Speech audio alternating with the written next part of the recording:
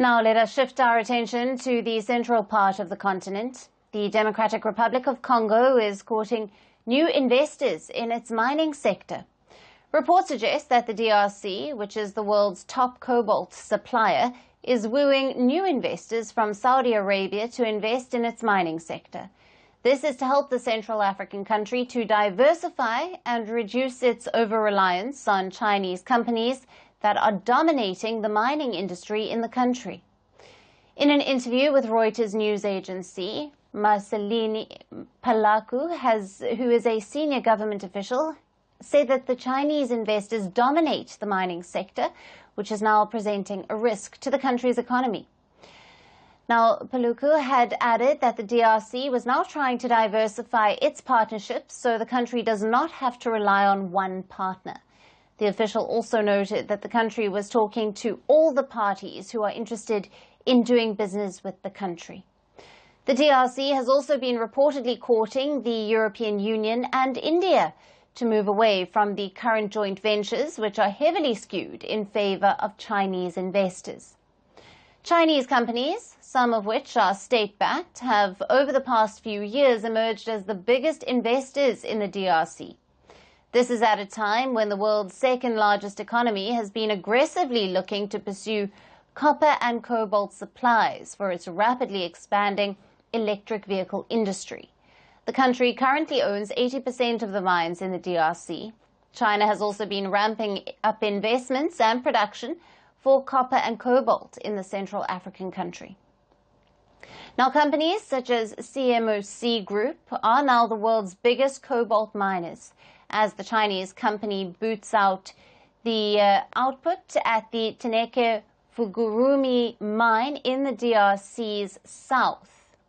Now, last year, reports suggested that Chinese construction companies had planned to invest up to $7 billion in infrastructure projects in the DRC.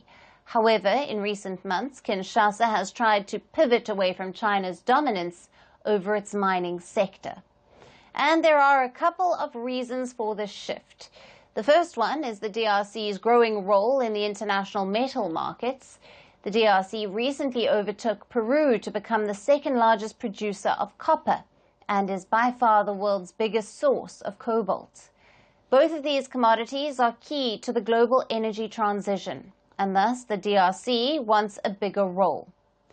Then comes its growing frustration over the lack of influence over its mining industry.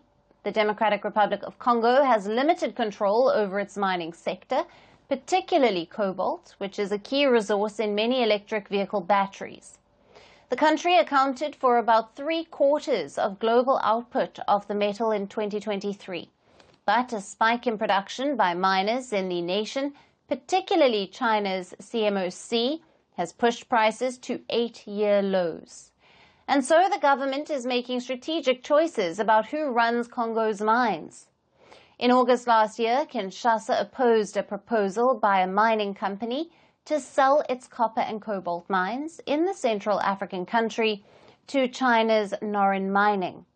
In recent weeks, the government has also arrested several Chinese nationals who have been involved in illegal mining and smuggling in the country's east, which has been torn apart by a conflict for decades. In October, the DRC's mines minister also said that the Central African country had planned to streamline processes to pay customs and taxes, along with a partnership with the United Arab Emirates. Kinshasa has also planned to revamp a railway line used to transport minerals so that cargoes could more easily be exported from a port along the Atlantic Ocean.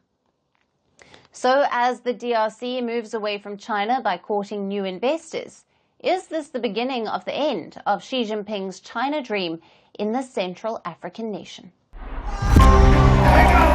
From breaking news to the day's biggest controversies, shedding light on the world's top headlines,